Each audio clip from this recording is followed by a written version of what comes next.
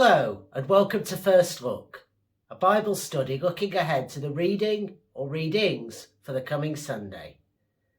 My name is Carl and it's really good to have you with us. This week we're going to be investigating a reading in which Jesus for the first time announces the direction that his ministry will take, and Peter is rebuffed for challenging him. Before we dive into any of this, however, if you've not done so already, you may find it useful to download the sheet that accompanies this study. You can find the link to that in the video description in YouTube. On the sheet you will find the text of today's reading, some other passages you may wish to look up, the questions we'll be considering together later on, and lots of room for you to record your own thoughts and observations. And so then, without further ado, let's dive into today's passage, which comes from Matthew's Gospel, chapter 16, verses 21 to 28. It really had been all go for Jesus in his ministry up to this point. We learnt in chapter 15, verses 21 to 28, that Jesus had been travelling around the region of Galilee with his disciples, and he had been healing people. As we learn in verses 29 to 39 of chapter 15, he had fed a crowd of thousands of people, and he'd responded in chapter 16, verses 1 to 12, to those religious leaders who demanded a sign from him. He'd now reached the area surrounding the busy port city of Caesarea Philippi, and it seems at that point Jesus was beginning to turn his face towards Jerusalem. He sought to discover, as we learn in verses 13 to 15, who his disciples believed that he was. In other words, how they understood his identity. And verses 16 to 20 show Peter stepping forward and declaring Jesus to be the Messiah, the Son of the living God. And in turn, Jesus gives Simon Peter the name Peter, which means Cephas, which means rock, and says, "This is the rock on whom I'm going to build my church." And he talks about the calling to forgiveness and to exercise the church's ministry of judgment placed on Peter and on the disciples and us ultimately. So that sets the scene. Peter's dramatic declaration, the first person to declare Jesus to be the Messiah.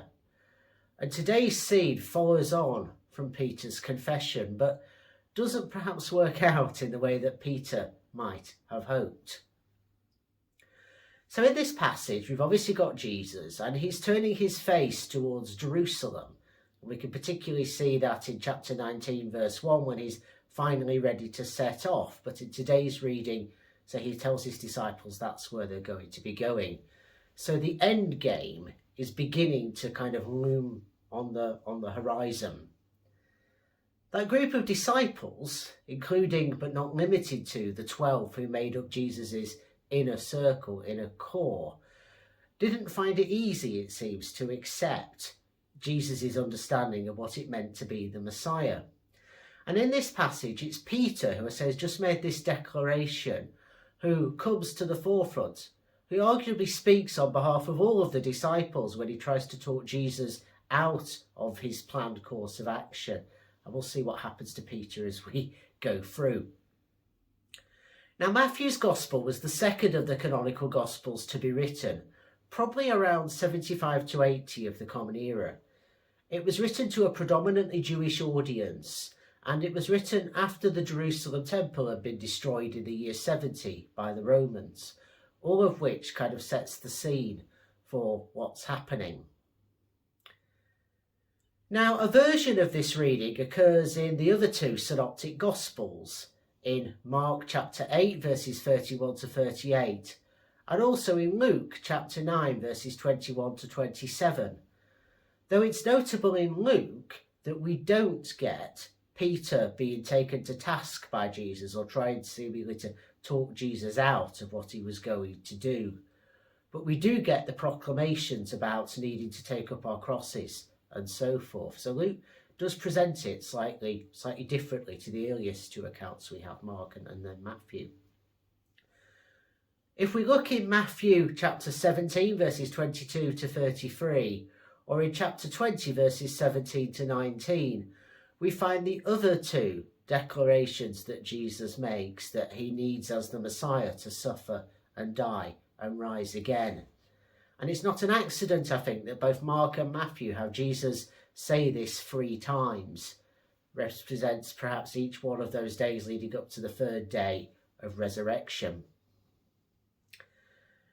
Now, the reason that I talked to you for a bit of what had been happening for Jesus before we get to this real kind of crucial point in Matthew's Gospel is that the backdrop to it is really a series of events that explore the person and divinity of Jesus of Nazareth and relate him to Jewish expectations around the coming of the Messiah, God's anointed one. But as we see in verse 21, a lot of those expectations would be turned on their heads.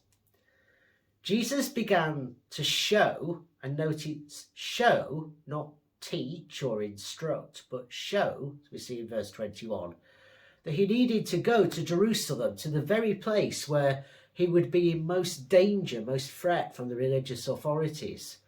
And there he would need to hand himself over to them to suffer and to die before being raised on the 3rd day. Now that he began to tell them, or he began telling them, depending on your translation in verse 21, suggests this was an ongoing process of revelation. Jesus said it more often than just the 3 times we have recorded in the Gospels, I think.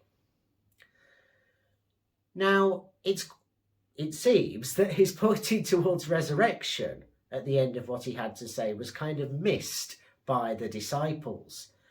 Perhaps that's not surprising, because the notion of a general resurrection of the dead, God's vindication of those who had suffered on behalf of the people of Israel, was not an idea that was accepted by everybody. We know, for example, that the Sadducees opposed the notion of resurrection.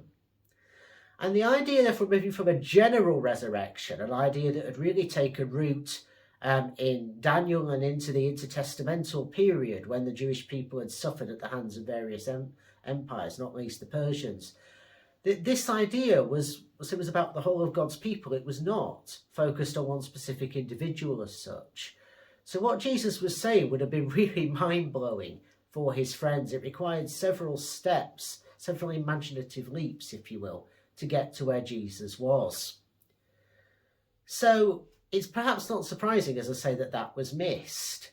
And moreover, if Peter and co were expecting Jesus either to be a military messiah who would lead Israel in armed revolt against the Romans and put them back at the top of the pile of nations, or indeed if they thought Jesus was going to be some sort of religious revolutionary who would turn Israel into a holy sect, separate and apart, a bit like the Essenes were.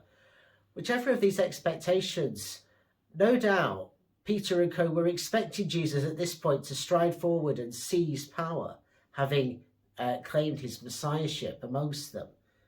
And Jesus wasn't doing that. He was doing the very last thing people would have expected, saying the Messiah would suffer and die.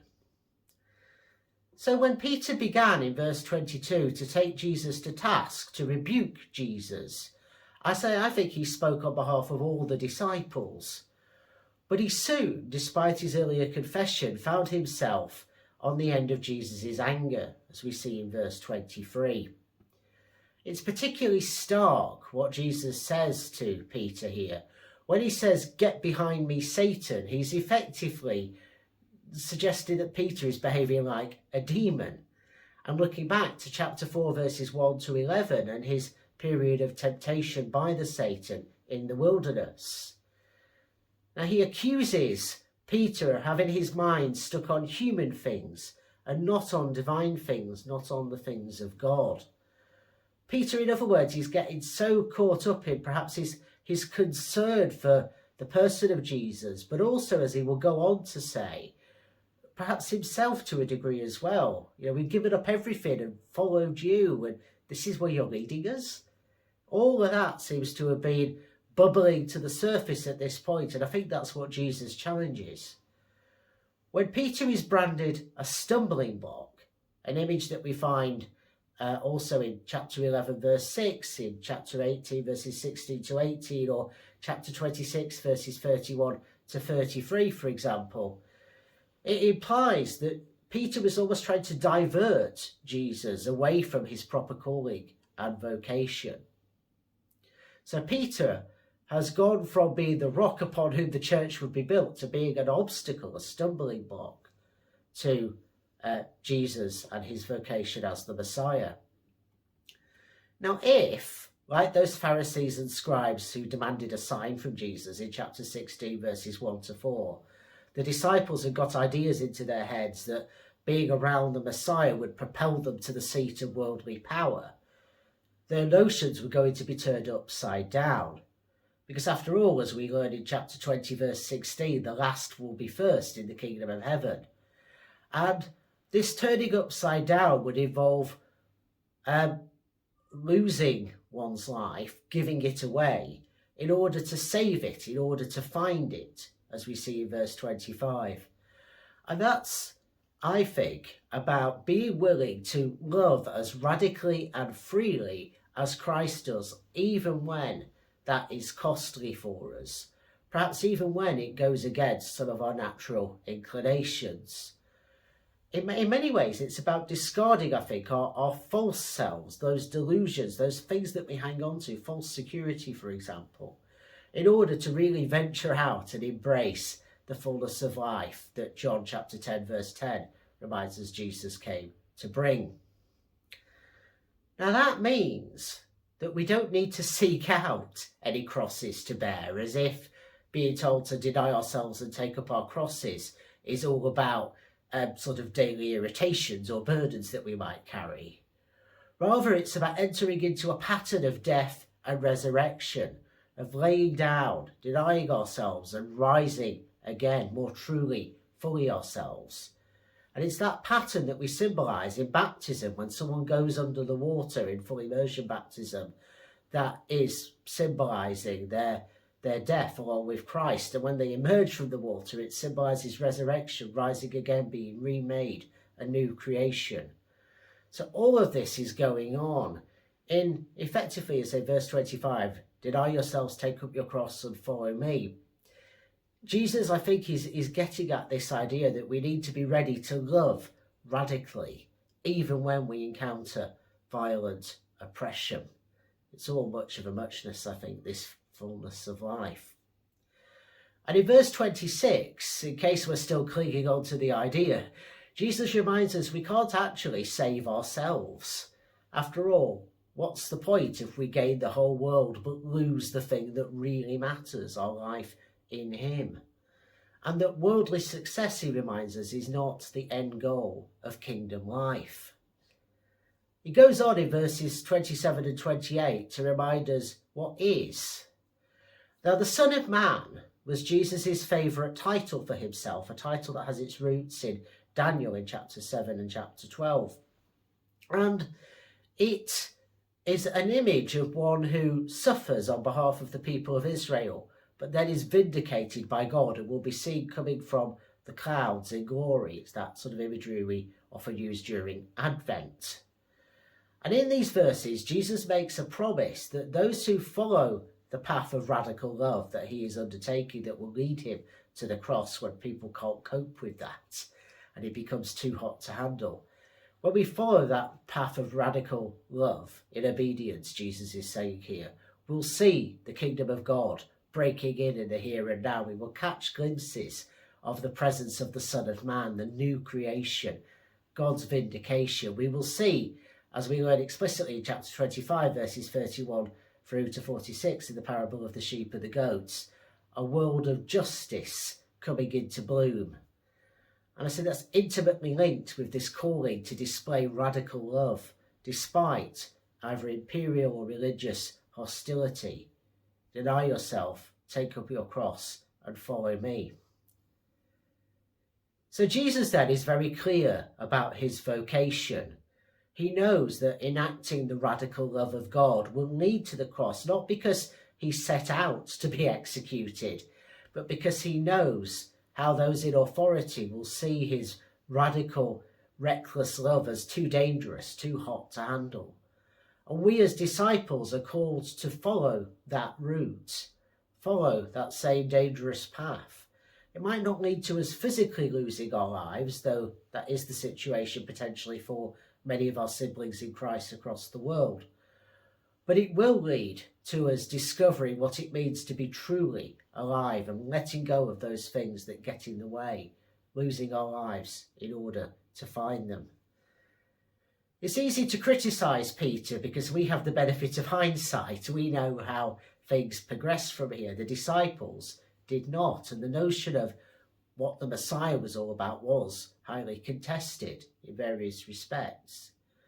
Yet in this passage we really reach the kind of climax of the first half, if you will, of Matthew's Gospel, and the action will gradually shift round towards Jerusalem, towards its violent but ultimately victorious conclusion. So with that in mind, we now turn to our questions for this week.